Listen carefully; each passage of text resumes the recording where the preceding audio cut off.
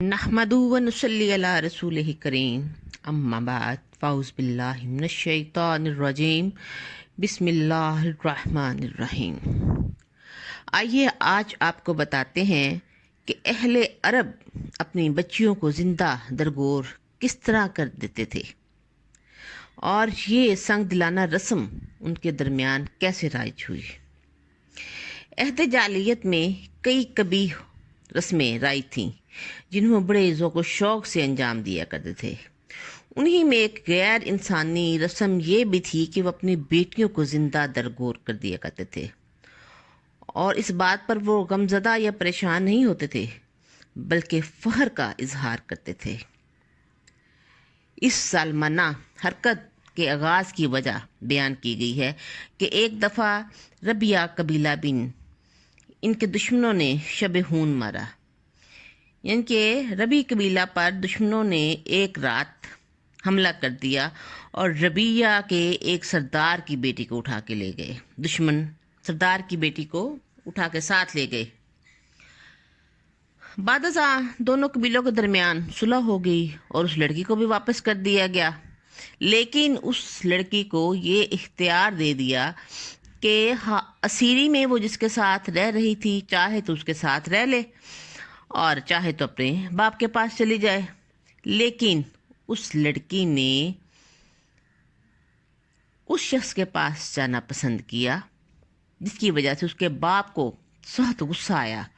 اور اس نے اپنے قبیلے میں یہ رسم جاری کر دی کہ جب کسی کے ہاں بچی پیدا ہو تو اس کو زندہ زمین میں دبا دیا جائے تاکہ آئندہ ان کی ایسی رسوائی نہ ہو۔ آہستہ آہستہ یہ رواج اور قبائل میں بھی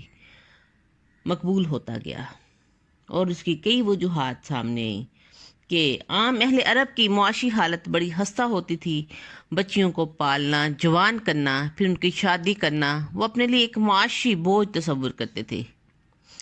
جس کی وجہ سے وہ ان کو بچپن میں ہی زندہ درگور کر دیا کرتے تھے، جبکہ لڑکے جوان ہو کر ایسی لڑائیوں میں ان کا ہاتھ بٹاتے تھے۔ لڑکیاں تو لڑائیوں میں شرکت نہیں کر سکتی تھی۔ وہ لڑکیوں کو اپنے لیے زندہ رکھنا وبال جان سمجھنے لگتے تھے، اور ایک جاہلانہ سوچ بھی اس کا ایک سبب تھی کہ وہ کسی کو اپنا داماد بنانا اپنی توہین سمجھتے تھے، اور انہوں نے سب سے آسان طریقہ یہی رائج کیا کہ نہ تو بیٹی زندہ ہو، نہ اسے بیاہا جائے، نہ ہی اس کا کوئی داماد بنے۔ اور بھی وجوہات تھیں، لیکن یہ ظالمانہ رسم عرب کے جاہلی معاشرے میں اپنے پنجے بہت گہرے گاڑ چکی تھی، اور اسے کوئی بھی معیوب نہ سمجھاتا تھا۔ باپ اپنی اولاد کا مالک کل ہوتا تھا، جسے چاہتا تھا زندہ رکھتا تھا، جسے چاہتا تھا مار دیتا تھا۔ لیکن اس سنگ دل معاشرے میں ایسے لوگ بھی موجود تھے جو معصوم بچیوں کی بے کسی پر خون کے آنسو بہاتے تھے اور ان سے جو کچھ بن پڑتا وہ کرتے تھے۔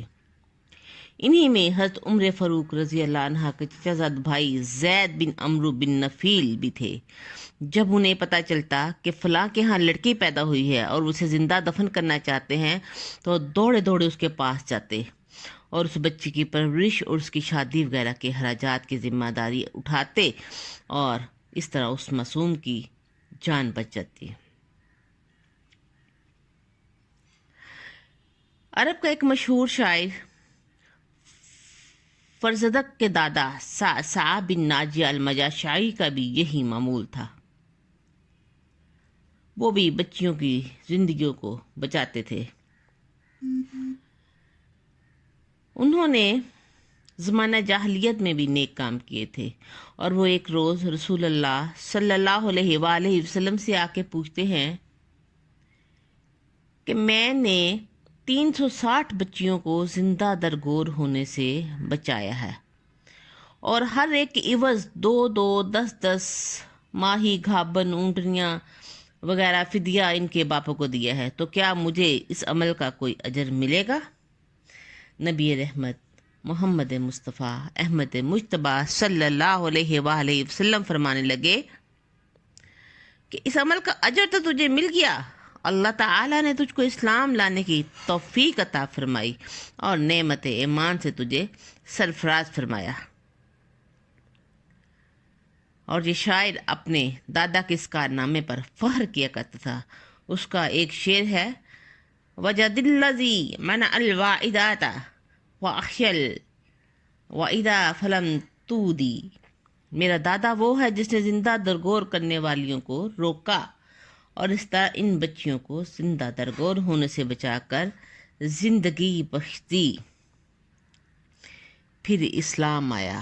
اور اس کائنات کے ہر ذرے نے دیکھا کہ کس طرح اسلام نے عورت کو ذلت کی اتھاہ گہرائیوں سے اٹھا